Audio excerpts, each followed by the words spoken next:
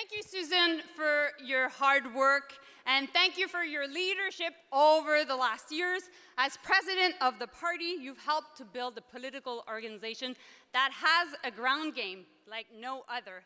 And you were able to lead us to win not only one election, but 2 elections. So thank you. A warm round of applause for Suzanne.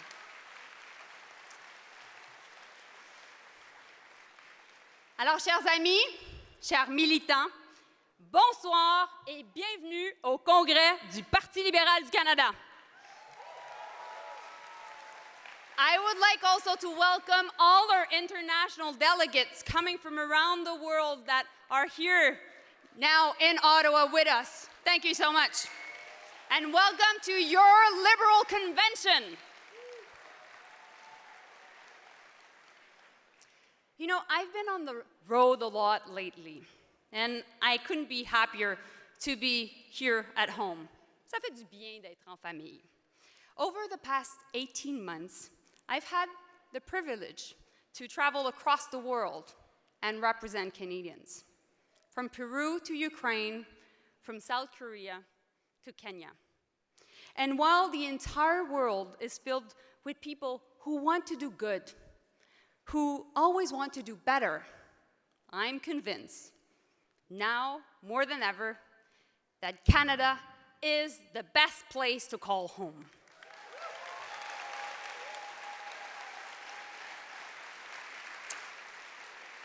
When I tell people abroad that I'm Canada's foreign minister, their faces light up. Because no matter where you are in the world, Canada has a special place in people's imagination. And everyone I meet has a story to tell about Canada.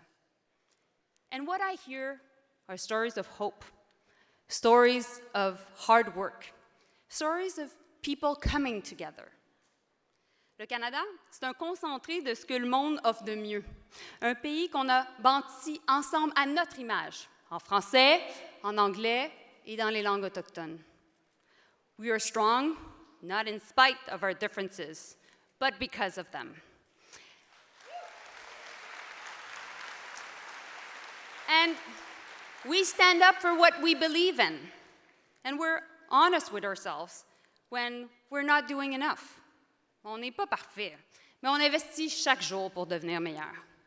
We believe in progress that benefits everyone, no matter where you live, where you work, or who you love.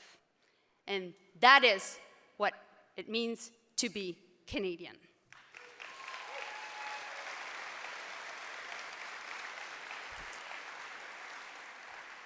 In my current job, I spend a lot of time with Prime Minister Trudeau around the world at international summits. Whether we are at the United Nations, at the G7, at the G20, or La Francophonie, the same thing always happens. Progressive leaders from around the world come to see Prime Minister Trudeau with one question in mind. How did you do it? How did you put a price on pollution and manage to win 2 back-to-back elections? How did you lift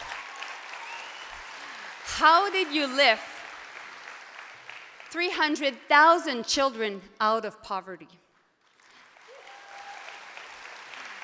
How did you create 1 million jobs after the pandemic?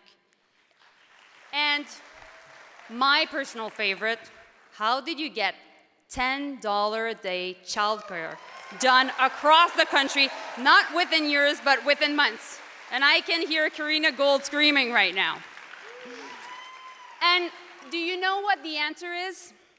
It's some things that we've all heard him say in the past, and that we still continue to hear him say. It's something that we all believe in: hope and hard work. De l'espoir et du travail acharné. And that's the promise of Justin Trudeau. In every single campaign he ran on, and that's why he's our leader, and that is why he's our prime minister.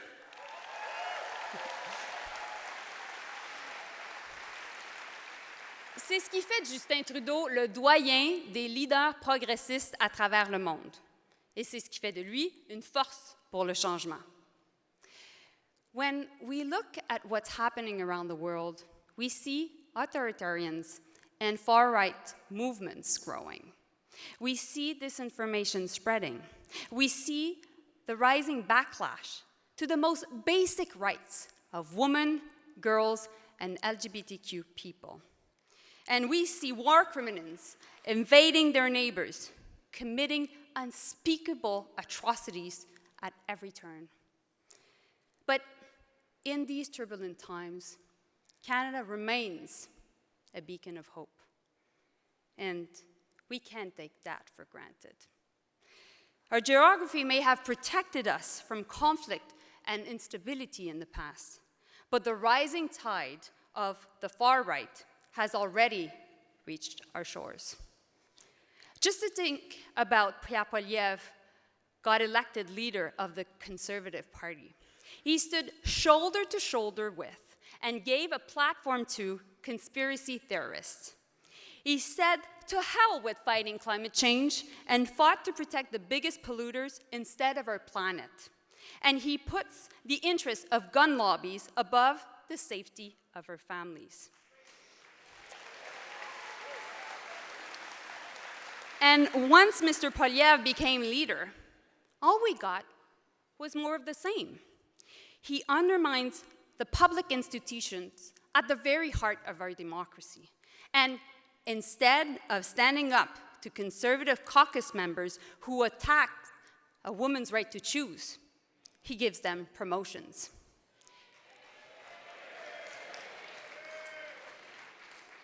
Pierre Poilievre can yell the word freedom all he wants. Canadians know, and we all know, that he means freedom for some, but not for all.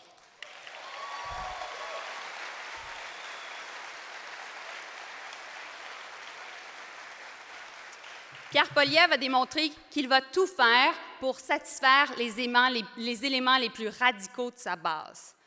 Aucune attaque n'est trop vicieuse, ni même trop ridicule. Et ceux qui croyaient qu'il se calmerait une fois qu'il aurait gagné la course au leadership le constatent maintenant. Il ne changera pas. C'est l'exception qui confirme la règle. Pierre Poilievre, on ne gagne jamais à le connaître. Et pour mes amis du Québec, vous le savez, ce n'est pas le Bloc québécois qui est capable de défendre nos intérêts contre la droite radicale et de nous faire progresser au pays.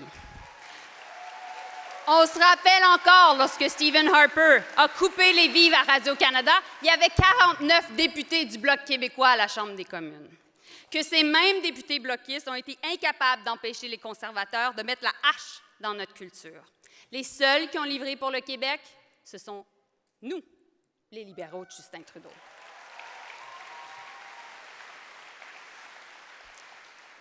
Yves-François Blanchet n'était même pas à la table de négociation quand on est arrivé à une entente avec les provinces qui mettrait des milliards de dollars dans la santé au Québec. Ce n'est pas Yves-François Blanchet qui annonçait aux travailleurs et aux travailleuses de la Davie qu'ils allaient avoir des bonnes jobs et ça pour les 30 prochaines années. C'est Justin Trudeau. Et c'est sûrement pas grâce à Yves-François Blanchet qu'on va investir des sommes records dans la protection du français au Québec et à travers le pays parce qu'il va voter contre le budget. Comme le dit ma grande amie Diane Leputier, ce qu'on a besoin au Québec, c'est des faiseux, pas des chialeux.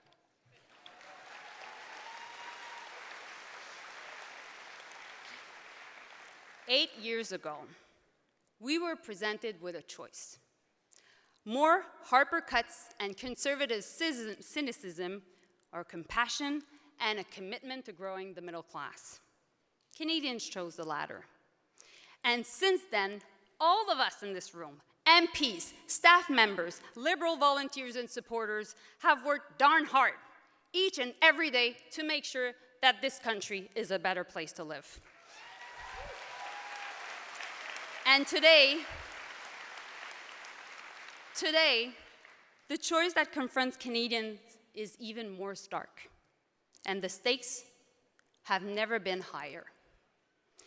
In moments like this one, who is leading matters. And who they fight for matters. Avec Justin Trudeau, nous avons un chef qui se bat pour protéger notre planète, pour qu'on puisse la transmettre en santé aux générations futures, qui se bat pour le droit à l'avortement, qui se bat pour la classe moyenne, qui se bat pour que les Autochtones aient les mêmes opportunités que tous les autres Canadiens.